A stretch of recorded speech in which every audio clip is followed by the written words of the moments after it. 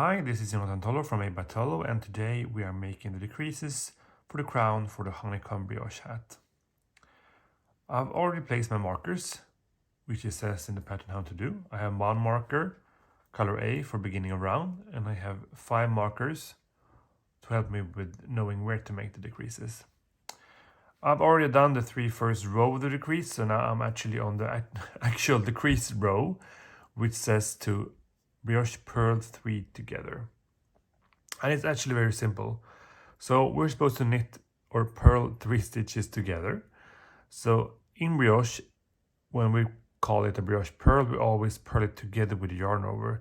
And then we also count the stitch together with its yarn over. So this is 1 stitch, 2 stitch, and 3.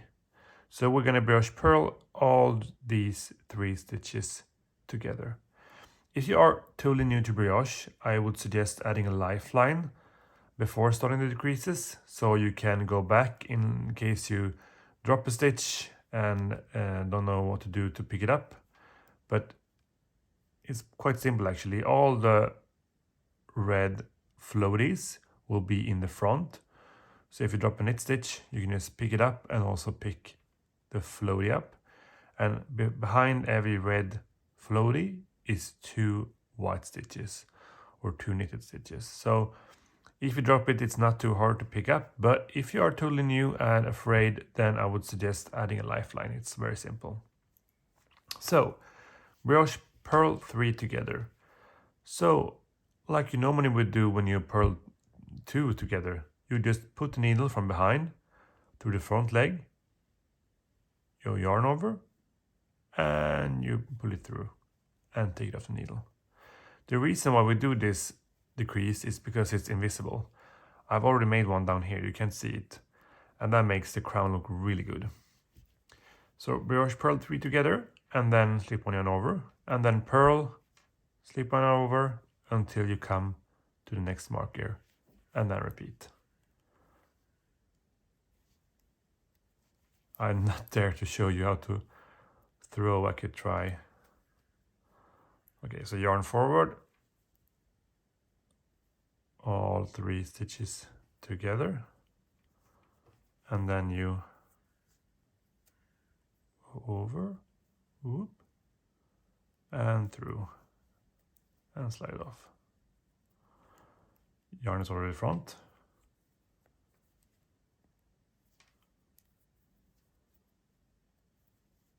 This looks so flimsy whenever I do it.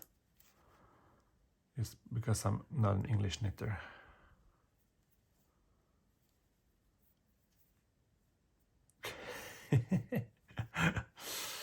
Oh, well, you get the hang of it.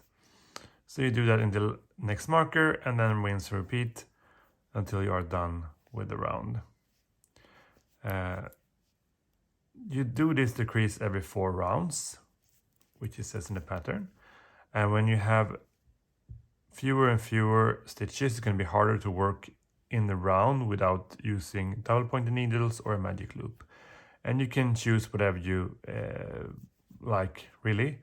I think magic loop is easier, especially since if you're new to brioche, because there's less tendency to drop stitches between rounds, as there are less gaps, so to say.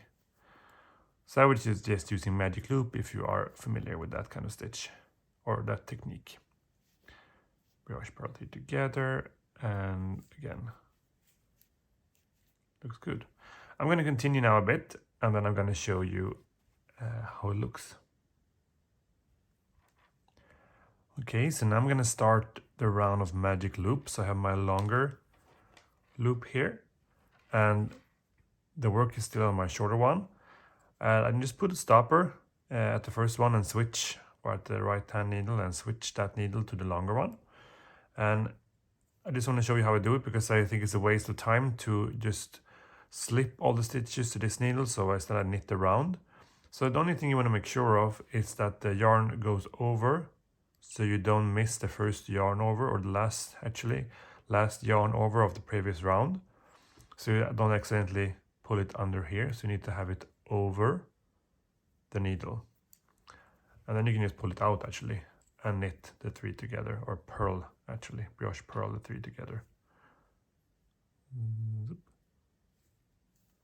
And then I'll try to tighten. And now you can't have the first marker, of course, because that it would just slide down, so I left it over here. But you will know this is your first stitch because your second color is coming out here.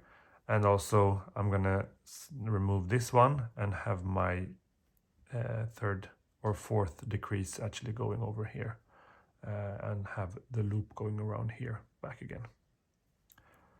And soon I'm done with the decreases. I'm going to show you more then.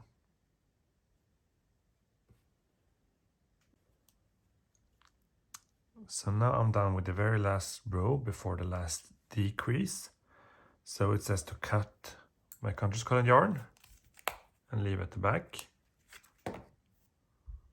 Leave a tail so you can sew it in later. I'm just gonna grab it from the inside really. And now it's the last decrease row, so it says to brioche purl 3 together and then slip 1 yarn over. Remember, this needs to go over.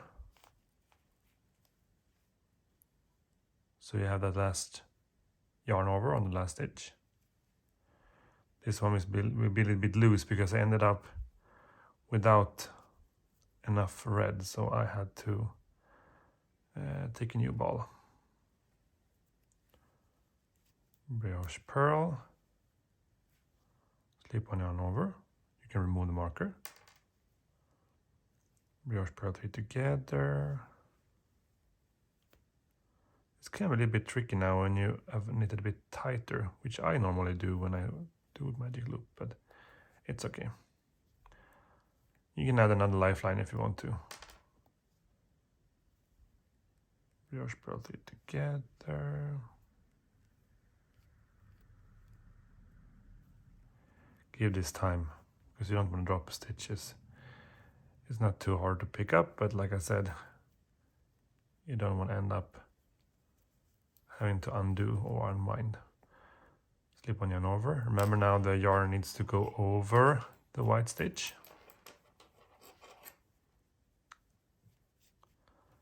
I recommend really having a long cable because it's much easier. Damn, I knit tight. Well, it's okay. Again, forward, yarn over the previous stitch on that cable.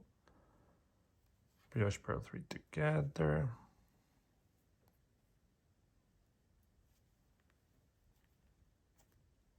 Why this looks flimsy.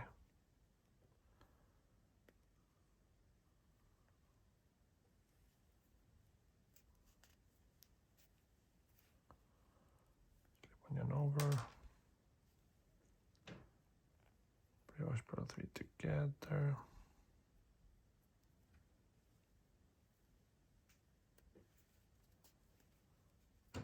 Slip 1 yarn over. Brioche purl 3 together. You know the drill now.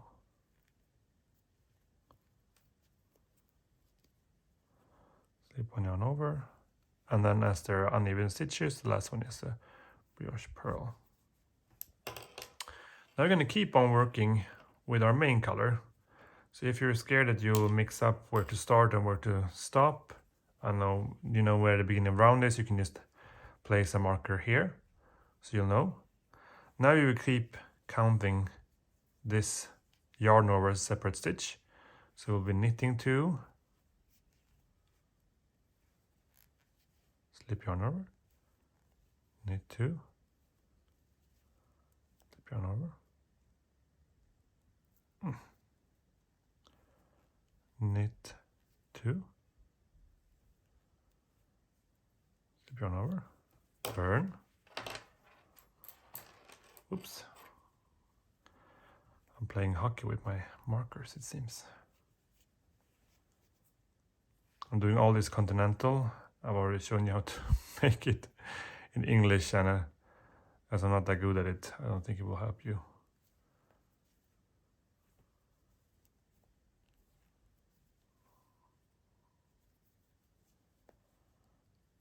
And the last one, that's uneven stitches. This is a knit 1. So now we're on the last row.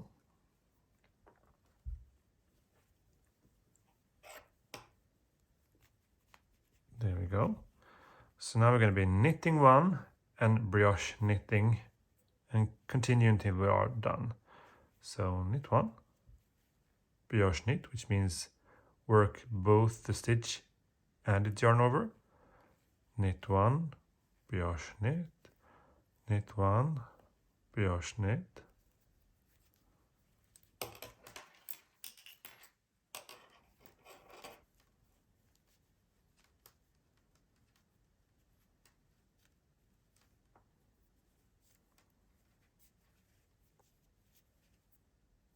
Knit one,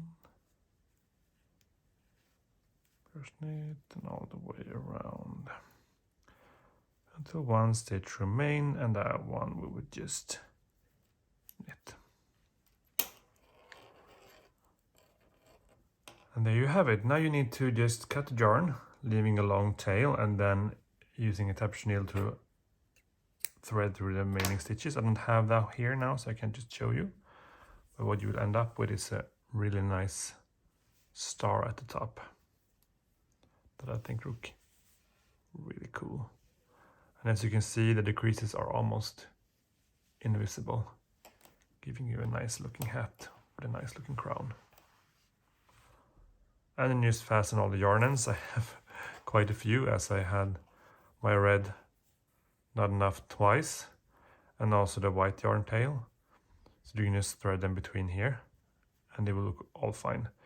You can use this hat inside out. I think it's pretty cool, as the cowl also is quite reversible. So in that case you might want to really make sure you fasten your eventual loose ends neatly. So thank you for watching and good luck with your hat knitting.